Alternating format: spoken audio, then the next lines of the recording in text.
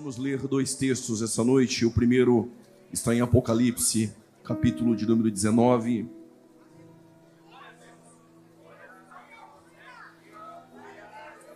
A partir do versículo de número 6. Quero agradecer a Deus pela sua onibenevolência, permitir que eu pudesse contribuir essa noite nessa igreja tão relevante. Agradecer a Deus pelo seu Espírito Santo que conduziu essa igreja, ainda conduz por 93 anos e conduzirá até o arrebatamento. Pastor Newton, Deus abençoe pela confiança. Pastor Leidiel, Pastor Cleito Borges, Deus abençoe sua vida. Pastor Abner, irmã Silmara, Deus abençoe também a dupla. Deus continue vos usando em nome de Jesus. Trago saudações do meu pastor presidente, pastor Paulo Freire. E Deus tem uma palavra ao nosso coração. A partir do versos de número 6 diz o texto: E ouvi como que a voz de uma grande multidão, e como que a voz de muitas águas, e como que a voz de grandes trovões, que dizia: Aleluia, pois já o Senhor, o Deus Todo-Poderoso, reina. Regozijemo-nos e alegremo-nos e demo-lhes glória, porque vindas são as bodas do Cordeiro. Porque vindas são as bodas do Cordeiro. E já sua esposa se aprontou, e foi-lhe dado que se vestisse de linho fino, puro e resplandecente, porque linho fino são as justiças dos santos. E disse-me: Escreve: Bem-aventurados aqueles que são chamados à ceia das bodas do Cordeiro. E disse-me: Estas são as verdadeiras palavras de Deus. Ainda de pé, por gentileza, livro do Êxodo, capítulo 6. Livro do Êxodo, capítulo de número 6.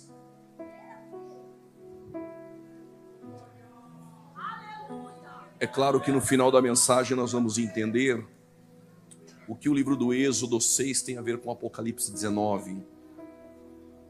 Sua atenção é necessária para compreender o que o Espírito Santo tem para nós.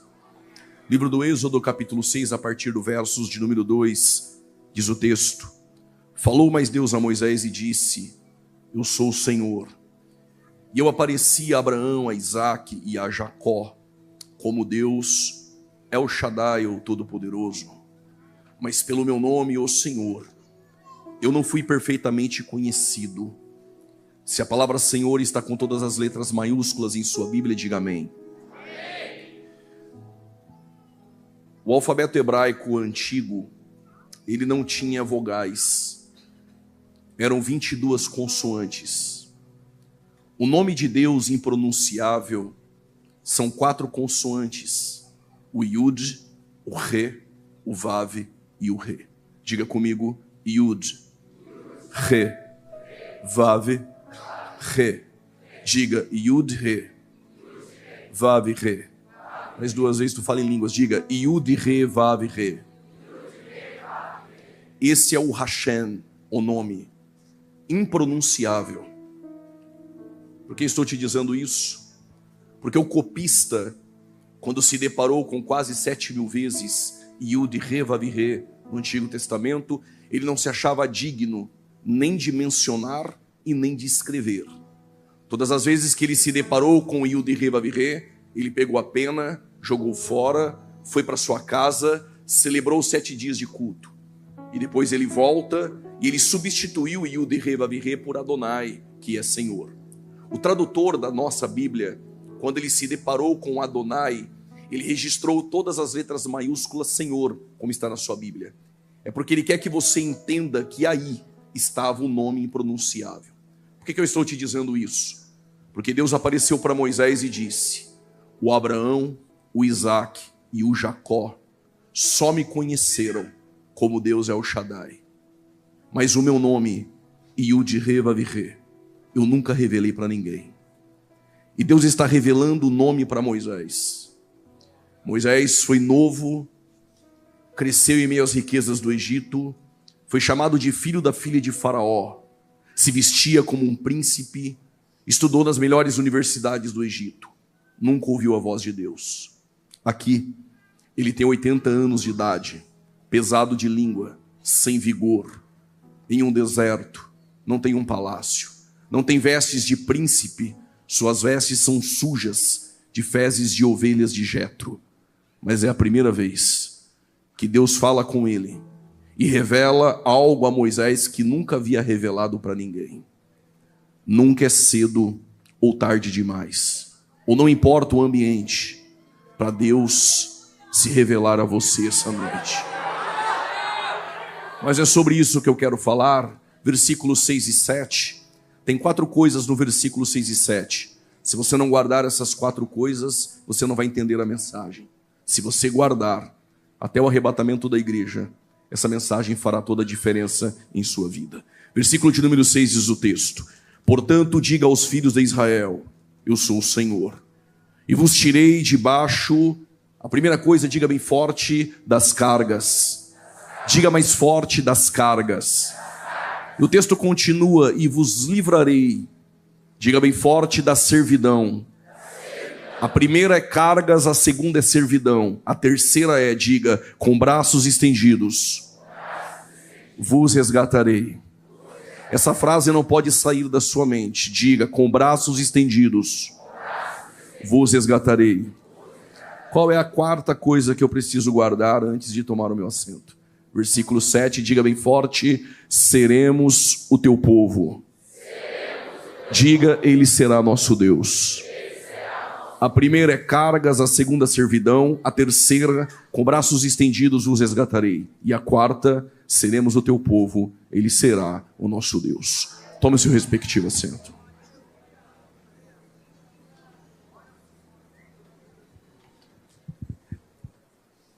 Em um tempo de escravidão dentro do Egito, os hebreus cresciam de forma extraordinária. E o faraó que se levanta, ele não se lembra quem foi José. Ainda que os hebreus eles não tinham uma Bíblia na mão, mas tinham uma transmissão oral das promessas. Os pais transmitiram aos filhos que mesmo em uma terra estranha, em Gósen, no Egito, um dia o Deus de Abraão, Isaque e Jacó iria os buscar. Eles não tinham uma Bíblia, mas eles tinham os ossos de José. Quando eles olhavam para os ossos de José falavam. Porque José havia dito que não deixasse que seus ossos permanecessem no Egito. E que o Deus a qual seus pais serviram e ele também serviu, um dia iria os tirar de lá. E os seus ossos seriam levados para Canaã. Os hebreus acordavam todos os dias na escravidão, vendo os seus pais sendo escravizados, sofrendo, fazendo tijolos em meio ao barro do Nilo. E Faraó, ele percebeu que os hebreus cresciam muito na terra de Gósen.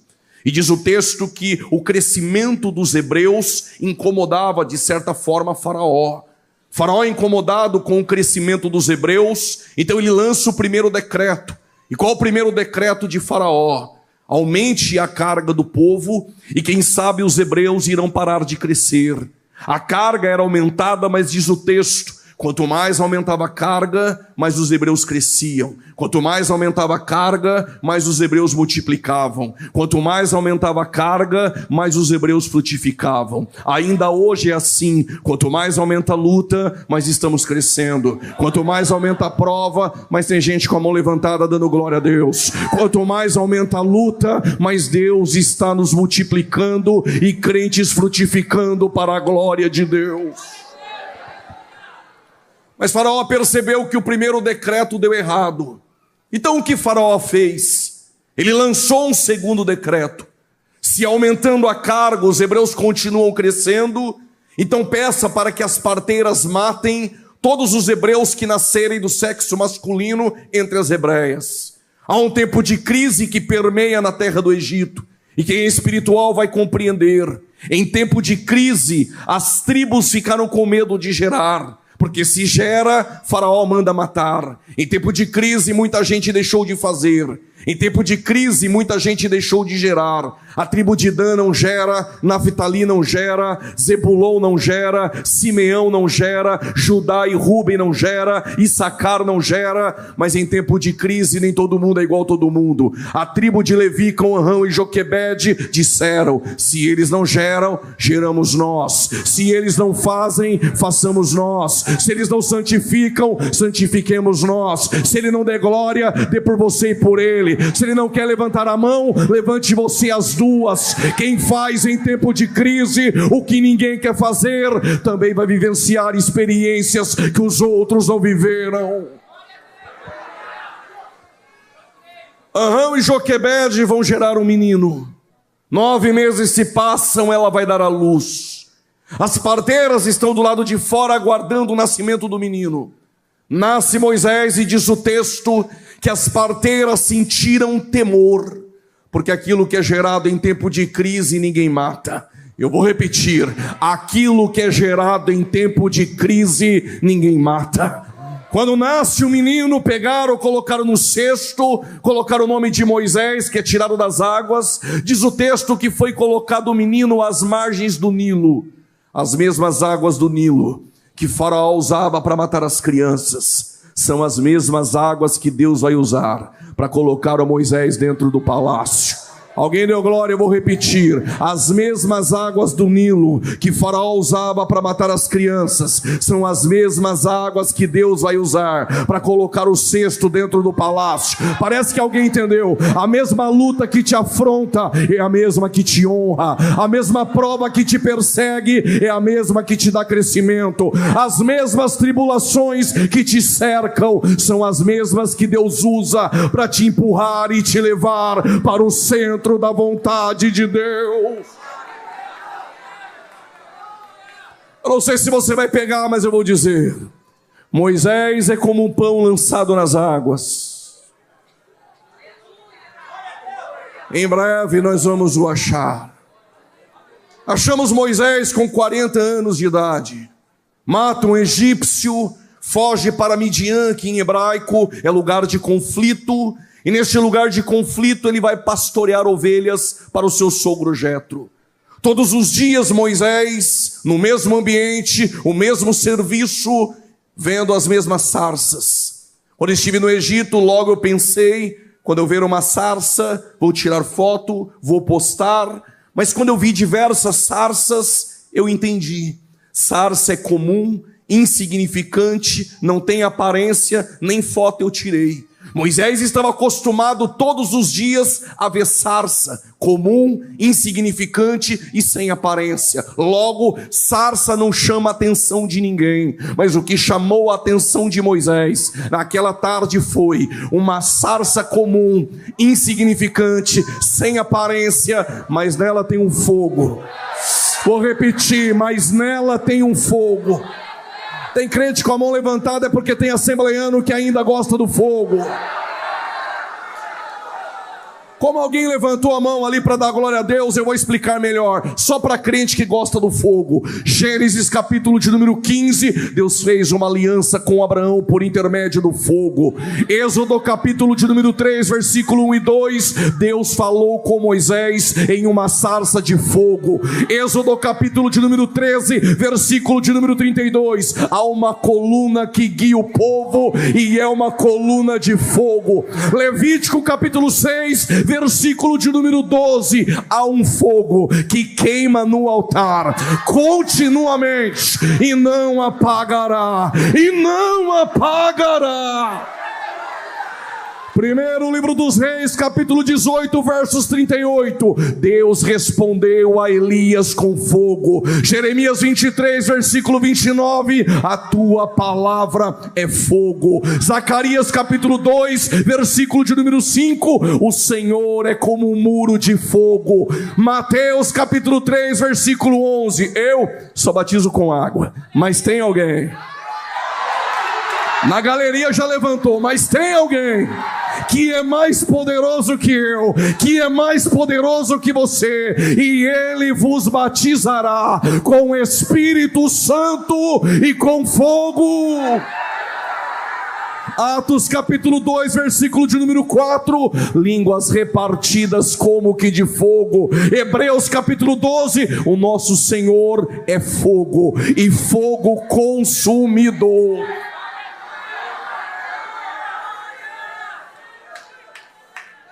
Não é revelação. Tem algum Caio aqui? Não é revelação, tem algum Caio? Jesus disse: onde estiver 2 ou 3 reunidos, eu estou. Segura o aleluia. Tinha 2 no caminho de Emaús. Falando de quem? Dele. Logo ele apareceu no meio. E diz o texto em Lucas 24, versículo 32. Quando ele falava, o nosso coração ardia.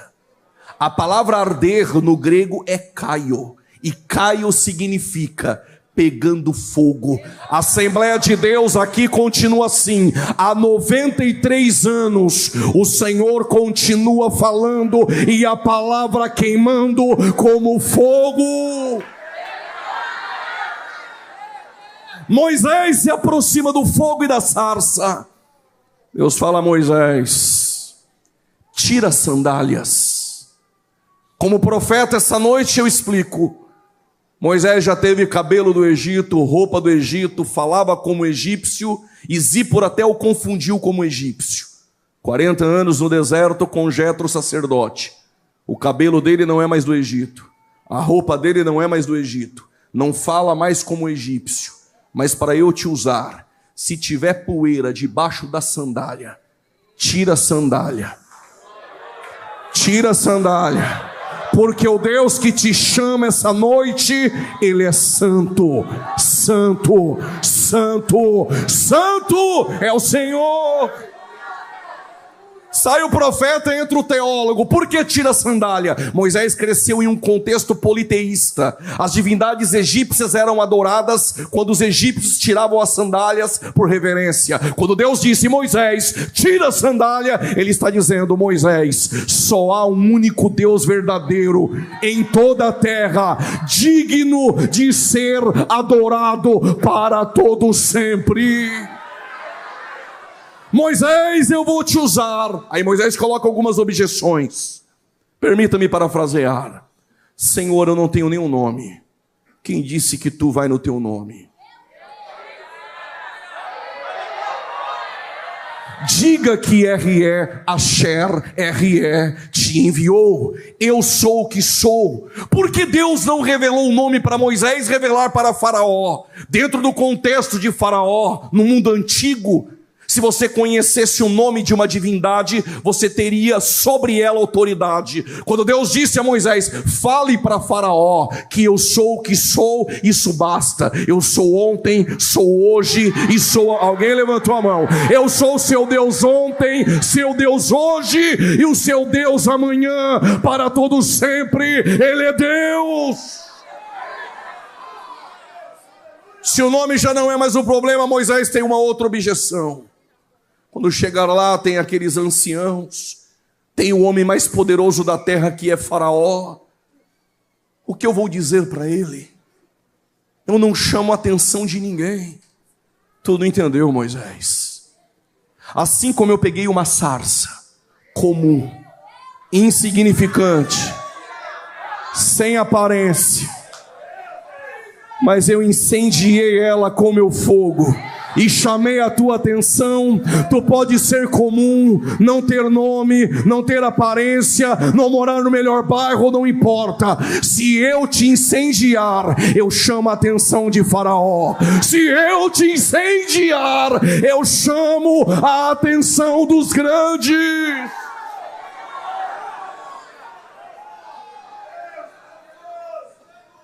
Tu vai para a terra do Egito e vai tirar o meu povo que clama. Mas há um detalhe: antes de sair de lá, eu quero uma festa. E essa festa tem por nome Páscoa. E vocês não vão colocar uma mesa para comer a Páscoa. Vocês comem a Páscoa no chão. E todo judeu, até os dias de hoje, eles comemoram a Páscoa comendo no chão. E por quê? Para lembrar que nunca tiveram uma mesa quando foram escravos no Egito. Vão sentar-se no chão, vão comemorar a Páscoa, e no chão tem alguns elementos: Pão sem fermento, ervas amargas, não preciso me desgastar, tu conheces os elementos. Mas no chão terá 4 cálices de 86 ml. Cada cálice representa Êxodo 6. O primeiro cálice representa as cargas. O segundo cálice representa a servidão. O terceiro cálice, lembrem, com braços estendidos vos resgatarei. E o quarto cálice, quando vocês beberem, vocês lembrem, dê um grito na mesa: nós somos o teu povo. E eles acreditam que Yud-Re Vav-Re responde: e eu sou o vosso Deus. Era numa quinta-feira em Jerusalém. Qual era a festa? Páscoa. Jesus não subiu para o templo.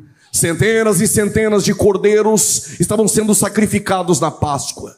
Jesus decidiu ir para um cenáculo. Pediu para Pedro e João acompanhar um homem com um cântaro. Este homem iria os levar para o cenáculo. Para comemorar o quê? A Páscoa.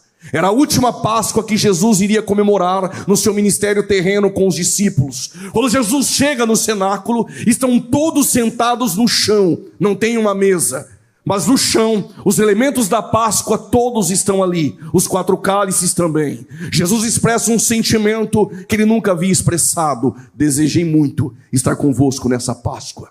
Em Lucas 22, versículo de número 17, Jesus pega o primeiro cálice, representa as cargas. Ele bebe e passa para os 12. Os 12 estão bebendo o primeiro cálice. O que Jesus faz? Antes de pegar o segundo cálice, em Lucas 22, 20, todo judeu faz isso. Entre o primeiro e o segundo cálice, eles partem o pão. Quando Jesus ele vai partir o pão, os discípulos estão murmurando em volta da mesa. E eu entendo talvez o porquê da murmuração. Porque João está ao seu lado direito. E como eu sei disso, João está com a cabeça no peito de Jesus. Porque é íntimo? Não, não é porque é íntimo. Ele está com a cabeça no peito de Jesus, porque não tem mesa. Se não tem mesa, não tem cadeira. Se não tem cadeira, todos se sentam no chão, colocam as pernas para trás, mão esquerda para apoiar, para ficar confortável, e coloca a cabeça no peito daquele que está ao seu lado esquerdo. É por isso que João está com a cabeça no peito de Jesus. Possivelmente ele está do lado direito, e Judas está do lado esquerdo. O lugar do convidado de honra. Como eu sei isso, o primeiro bocado de pão é servido para o convidado de honra. Logo, esse senta ao lado esquerdo. Quem sabe os discípulos vendo Judas do lado esquerdo, quando Jesus vai partir o pão, eles estão murmurando. E qual a murmuração? Quem é o maior? Talvez não é a mesma murmuração que acontece em nosso Brasil, no contexto da igreja brasileira. Quem é o maior? Quem prega mais? Quem canta mais? Quem ensina mais? Quem faz melhor? Enquanto eles estavam preocupados com quem é o maior, se tu visitasse a casa de um judeu e lá tivesse 4 escravos, o mais indigno dos escravos iria tirar as tuas sandálias, iria lavar os teus pés. Lavar os pés é papel de escravo. Enquanto os discípulos estão preocupados com quem é o maior, o nosso Deus que se fez carne e não deixou de ser Deus, tirou o vestido, pegou a toalha e uma bacia e vai lavar os pés dos discípulos. Ele quer ensinar algo aos discípulos e algo para nós essa noite. O maior não é o que prega, o maior não é o que canta, o maior não é o que aparece. O maior dentro do reino ainda é aquele que serve. Eu vou repetir: ainda é aquele que serve. É por isso que quando Jesus vai lavar os pés de Pedro, Pedro tirou os pés. Lavar os pés é papel de escravo. E Jesus disse: Pedro, o que eu faço agora, tu não entende, mas tu entenderás depois. E se tu não deixar eu lavar os teus pés, tu não tem parte comigo. Então nos dá um banho, Senhor, essa noite. Mas eu tenho uma boa notícia. Vós já estáis limpos pela palavra. Vou repetir, são 93 anos com certeza, dependendo da palavra. Vós estáis limpos pela palavra. Quando ele termina de lavar os pés dos discípulos, ele parte o pão. E a Assembleia de Deus ainda é assim. Quando o pão é partido, revela o coração daqueles que estão em volta da mesa. Vou repetir. Eu também gosto desse silêncio. Quando o pão da palavra é partido, sempre vai revelar o coração daqueles que estão em volta da mesa. Por causa desse meu Deus, eu vou explicar. É por isso que o culto do louvorzão enche mais com que o de doutrina.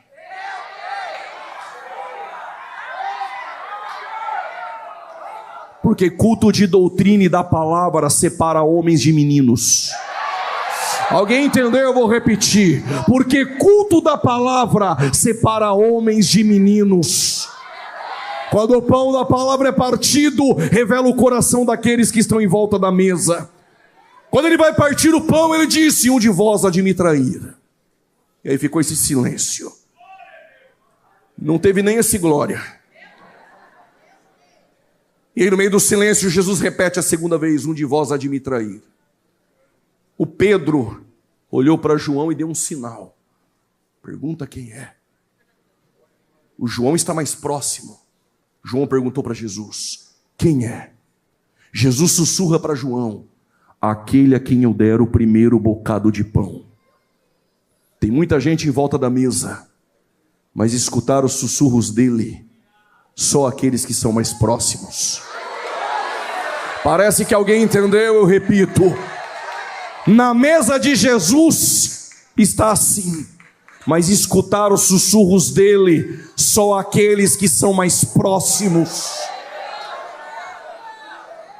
Explique melhor, pregador, eu explico. Porque João na mesa ouviu o que os outros não ouviram. Porque João em Apocalipse foi aonde os outros não foram. Porque João escreveu o que os outros não escreveram. Porque o ministério de Jesus era acompanhado por 5.000 pessoas, mas só iam atrás dele no culto por causa do pão e do peixe. Mais de 5.000 pessoas, em 1 Coríntios 15, verso 6, somente 500 pessoas e mais Tiago viram ele ressuscitar. Mais de 500 pessoas, só 120 estão em Atos 2, no ciclo de oração, no meio da semana orando em Atos 2. Mais de 120 em Lucas 10, só 70 vão para o evangelismo, depois da escola bíblica dominical na grande comissão. Mas dos 70, só 12 andam com Jesus. Mas dos 12, só 11 tomam ceia. Mas dos 11, só 3, Pedro, João e Tiago, foram para a casa de Jairo, para o Monte da Transfiguração e para o Getsemane. Mas dos 3, nos pés da cruz, só tem João. Aí tu me pergunta, porque ele viu que os outros não viram, sentiu que os outros não sentiram, foi aonde os outros não foram, quer ir aonde eles não foram, quer ouvir o que eles não ouviram, vai com Jesus até o fim.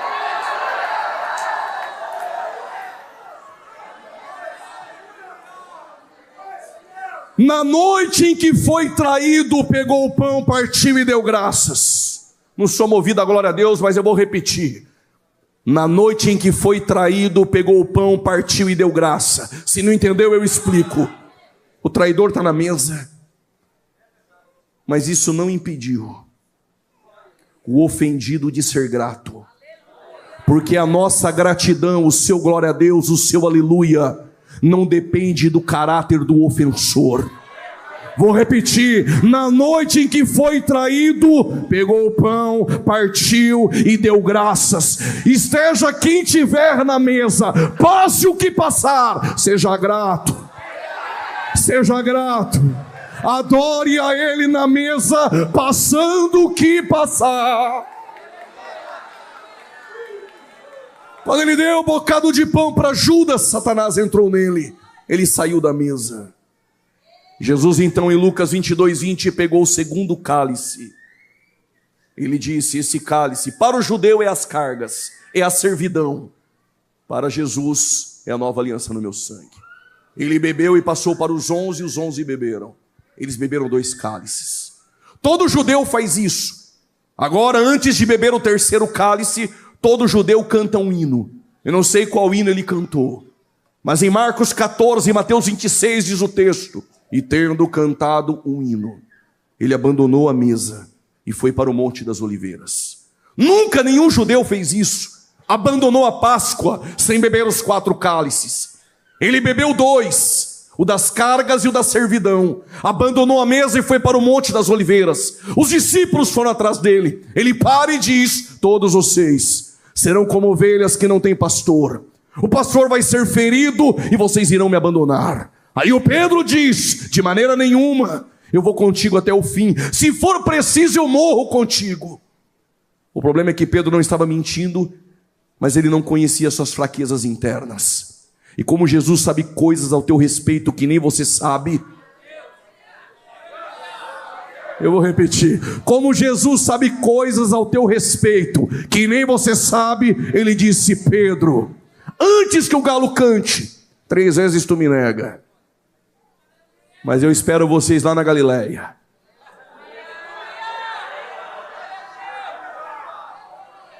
Agora tem uns jovens assembleanos que assistiram 40 vídeos no YouTube, já estão namorando o calvinismo. Eu achei que só em São Paulo tinha. Aí eles dizem: Judas foi decretado a ser o traidor. Por quê? Porque tem uma profecia, mas a profecia não produziu o ato, mas o ato previsto por Deus, de forma exaustiva pela presciência, produziu a profecia. Eu não sei se você pegou, vou explicar, eu vim fazer barulho. A profecia não produziu o ato, mas o ato previsto por Deus na eternidade produziu a profecia. Judas não foi decretado a ser o traidor. Qual a diferença de Judas e de Pedro? Guarda isso no seu coração por toda a tua vida. A porta que tu bate após a queda define a tua restauração. Parece que alguém entendeu. A porta que você bate após a queda define a tua restauração. Judas, em Mateus 27, bateu na porta dos homens. Eles disseram: pega as 30 moedas e se vira. E Pedro? Pedro foi para Galileia.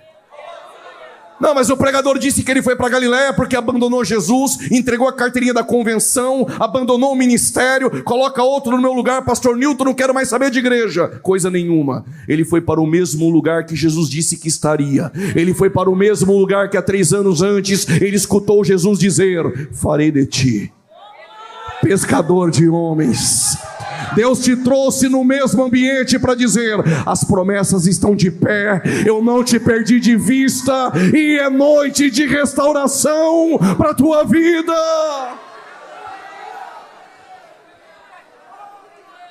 Aí Jesus foi para o Monte das Oliveiras. Foi para onde? Ele deixou 8 no pé do monte. Ele trouxe 3, Pedro, João e Tiago. E sabe o que ele disse? Ficai aqui, que eu vou além orar. Eu vou explicar porque eu sei que essa igreja ama a Bíblia. O Getsemane parecia o tabernáculo. Estou dizendo que parecia. E por quê? Porque no átrio fica todo mundo. Deixou 8. E no lugar santo só pode entrar sacerdote. Deixou 3, Pedro, João e Tiago. Mas como ele é sumo sacerdote segundo a ordem de Melquisedeque, ele disse: ficai aqui, que eu vou além. E o que o sumo sacerdote faz no Santíssimo? Derrama sangue. Lucas, claro, médico, metódico, fidedigno, disse: saiu sangue dos poros. E quando o sangue descia no Santíssimo, e o sangue era aceito, a glória descia. Mas se o sangue é aceito, por que a glória não desceu? Deus enviou um anjo. Vai lá você mesmo. E por que não a glória? Porque a glória encarnada estava de joelhos dobrados orando por você. Quantos cálices faltam? Quantos? Aí ele disse: Pai, afasta de mim. Fica entre nós. O terceiro cálice. Qual era o terceiro cálice? É a única maneira de evangelizar judeu. Com braços estendidos. Eu não vim fazer barulho, eu te disse: com braços estendidos vos resgatarei. Para você entrar na mensagem comigo, eu vou contar uma história. Permita-me parafrasear. Aproveitando que tem pernambucano e eu amo cuscuz. Manhã estava fazendo cuscuz. O Tiago e o João: Manhinha, fala para Jesus, quando ele reinar no seu trono, deixar eu e o Tiago sentar um à esquerda e um à direita. E mãe vai mesmo, né? Ela falou: tá bom, eu vou falar com ele. Quando ele encontrou Jesus, ela falou: Jesus, no teu reino, deixa o Tiago e o João sentar uma à esquerda e uma à direita. Jesus disse: só se passar pelo cálice.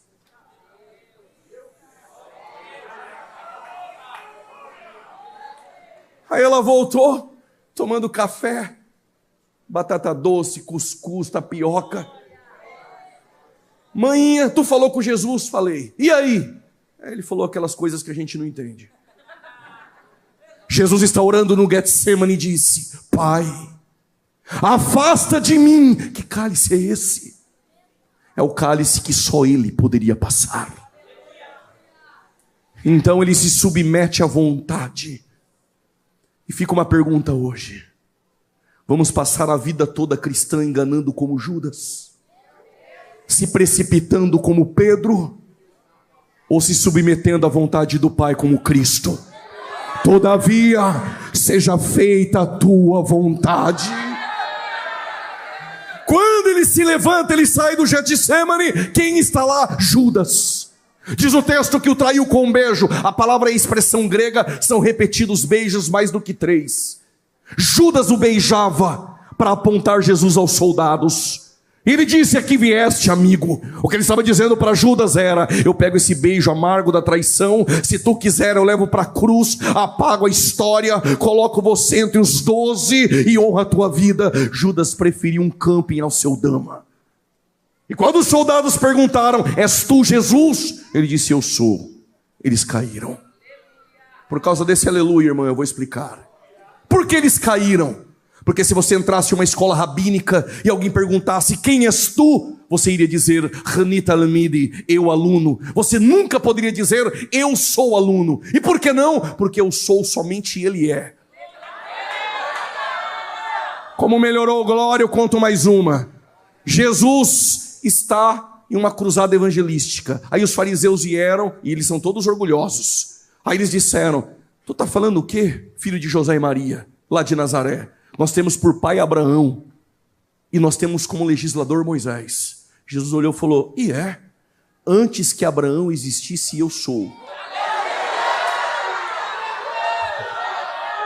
A expressão que Jesus usa, eu sou, no grego é egoimi, é a mesma expressão de Êxodo 3,14, R-E, Asher, R-E. Sabe o que Jesus está dizendo aos fariseus? Vocês se orgulham por ter por pai Abraão e ter Moisés como legislador. Eu sou antes de Abraão, eu sou aquele que falou com Moisés na sarça, eu sou Deus. Como tem mais mão direita levantada, eu conto mais uma, e tem mais. Sou antes de Abraão, falei com Moisés, e eu levei Abraão para ver o meu dia, e ele se alegrou. Quando isso aconteceu? Quando eu levei ele no Moriá, ele amarrou Isaac. Quando ele levanta o cutelo, eu disse: pare, eis ali o carneiro. Ele viu a maquete do Calvário. Abraão viu o meu dia e ele se alegrou. O eu sou está nessa noite. O eu sou há 93 anos no centro da igreja, digno de ser adorado pelo século dos séculos. Pregador, tem um crente do meu lado que não dá glória de jeito nenhum. Fique tranquilo. Se eles não der glória, ele levanta até as pedras como filhos de Abraão.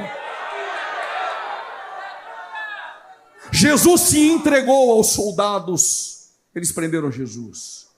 Levaram Jesus para a casa de Anás. E de Anás levaram Jesus para o Sinédrio. Qual é o crime? Ele blasfemou contra o templo.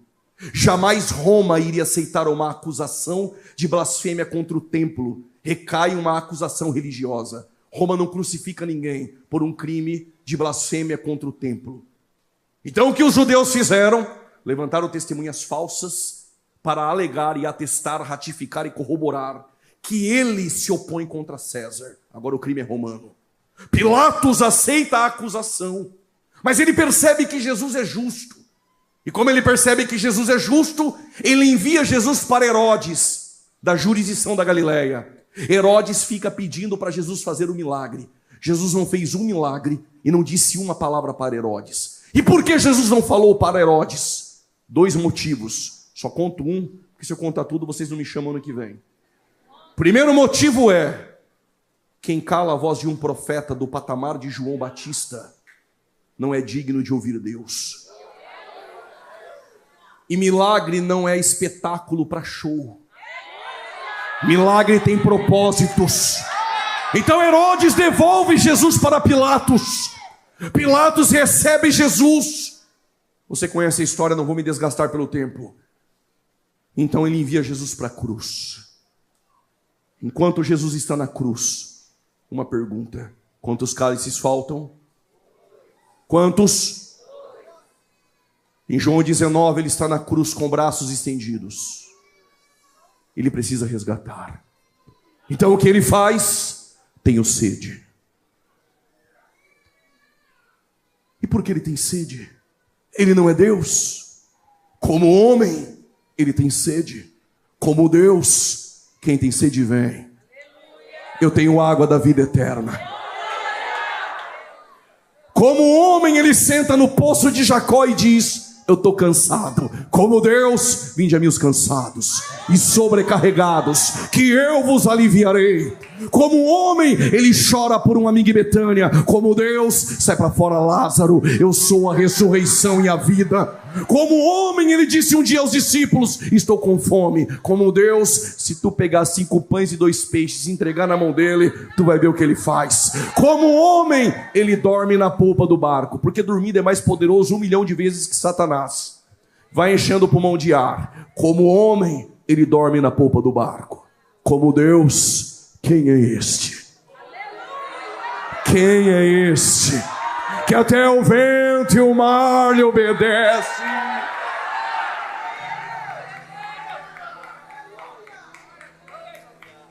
Pilatos sabe que ele é justo. E por que Pilatos o enviou para a cruz? Foi enviado para a cruz o Santo de Deus. Ele é santo, ele é santo. Segundo a Coríntios 5:21, Paulo diz: ele não cometeu pecado. 1 Pedro 2:22, nele não há pecado.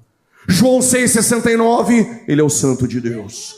Hebreus capítulo 4, versículo 15, em tudo foi tentado, mas sem pecado. Alguém poderia levantar as mãos e dizer: eu protesto, pregador. O Paulo, o Pedro, o João e o autor dos Hebreus é tudo do mesmo time de Jesus, então não vale. Eu trago 4 que jogavam contra para ver se vale. Judas diz: traí sangue inocente. Não dê glória porque está 4-1.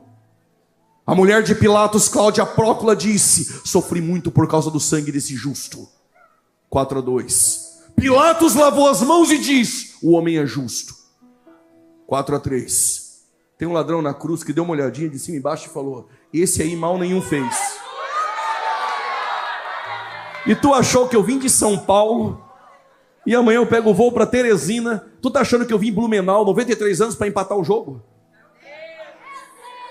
Quando Jesus entregou o Pai e o Espírito, tem um centurião, tipo 007, olhando verdadeiramente. Tem um crente que levantou as 2 mãos lá. Verdadeiramente, ele é o Cristo, o Filho do Deus vivo. E ele está na cruz, ele disse: tenho sede. Os soldados pegaram vinagre. Pegaram o quê? Diga mais forte. Não quero ser chato, diga a 3ª vez. Porque eu insisti, porque você nunca mais vai dizer vinagre. Qualquer aplicativo de dicionário grego, de léxico que você compra, você vai compreender que a palavra original não é vinagre, é vinho azedo. Ele está com braços estendidos, ele vai ter que tomar o 3º cálice. O que ele diz? Tenho sede. Me dá logo o 3º cálice. Quando colocaram em seus lábios, agora ele resgata. Está consumado. Está consumado. Está consumado. O preço foi pago. Tu tem um dono. Tu tem um dono. Se você foi resgatado, tu tem um dono. Eu vou repetir para os jovens: tu tem um dono. Vou repetir para a galeria: tu tem um dono. Quantos cálices faltam? Conto agora ou deixo para o ano que vem? Parece que vocês não estão muito assim, não. Conta agora ou deixa para outro dia? A qualquer momento. Tu pegou aí, varão? A qualquer momento. A qualquer momento.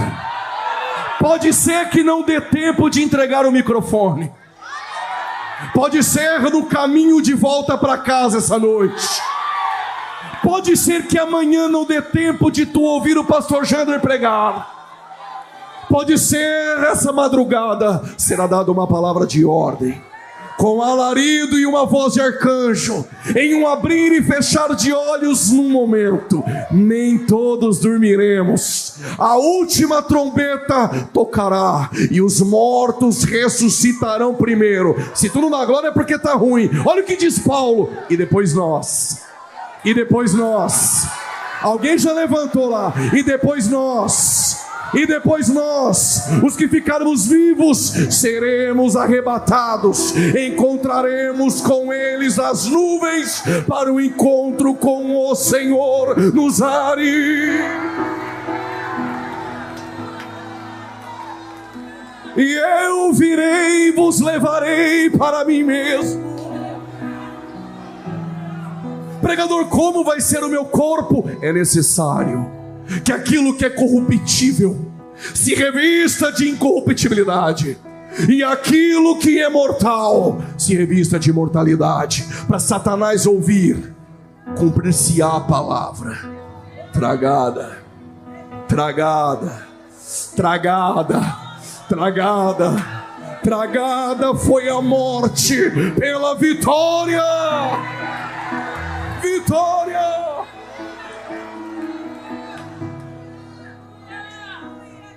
Sabe aqueles irmãos nossos que morreram no Coliseu? Que os corpos foram dilacerados pela boca de feras, mas morreram cantando hinos sem negar a Cristo. Nossos irmãos que morreram nas fogueiras, por não negar a fé e não se submeter a outra coisa a não ser a sola Escritura. Seus corpos foram queimados e se tornaram pó, que se perderam como cinzas do solo da terra. Nossos irmãos no Titanic, alguns que morreram, pereceram no oceano, viraram comida de peixes ou pereceram no oceano. Nossos irmãos que se foram pelo Covid, quando a trombeta de Deus soar, todos os que morreram em Cristo, todos os que morreram em Cristo ressuscitarão primeiro. E depois eu e você teremos os corpos glorificados, arrebatados para o encontro com o Senhor nos ares. E quando chegarmos na eternidade, vai ter uma mesa. Ela vai cruzar toda a eternidade. Aí quando você olhar do lado da mesa, o Abraão, o Isaac, ó o Jacó, o João Batista com uma cabeça novinha, o Jó, o Jeremias, o Paulo, Timóteo, Epafrodito. Imagina as irmãs da rodinha conversando com Raabe, Ruth e Maria. Meu Deus do céu. Pastor Newton na mesa, pastor Abner, pastor Peter, esse crente aí do teu lado, esse atrás de você, esses crentes aí da galeria, todos na mesa. Dá uma olhadinha para o lado, está faltando alguém. Está faltando alguém. Aí ele vem como um diácono. Ele vem com uma bandeja, o quarto cálice.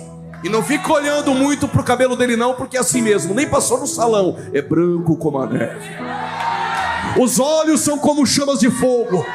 O seu vestido não foi confeccionado em Damasco, Magdala ou em Tiro, mas na eternidade. Os seus pés como latões reluzentes saindo da fornalha. Quem é ele? É o princípio, é o fim, é o alfa, é o ômega, aquele que era, que é e que há de vir, a raiz de Davi, o leão da tribo de Judá, aquele que sustenta a Deblu há 93 anos. Ele está aqui essa noite.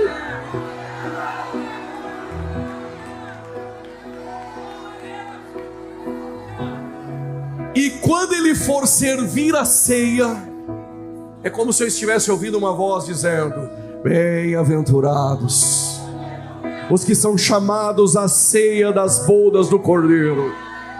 porque já sua esposa se aprontou. Dê uma olhadinha, uma parte dela está aqui essa noite. E qual a minha roupa nessa festa, pregador? É melhor que essa que você está usando. É de linho fino, resplandecente e puro, que são as justiças dos santos. E ele vai olhar para nós e vai dizer, coisa de crente agora, só entre nós e ele: eu não disse que eu não beberia mais do fruto da vide enquanto vocês não chegassem? E quando ele servir a ceia, nós vamos dar um grito, vamos ensaiar, diga bem forte: nós somos o teu povo. Está precisando comer mais cuscuz, diga bem forte: nós somos o teu povo. Só quem está pronto na mesa da graça vai ouvir: e eu sou o vosso Deus, vosso Deus, vosso Deus, eternamente vosso Deus.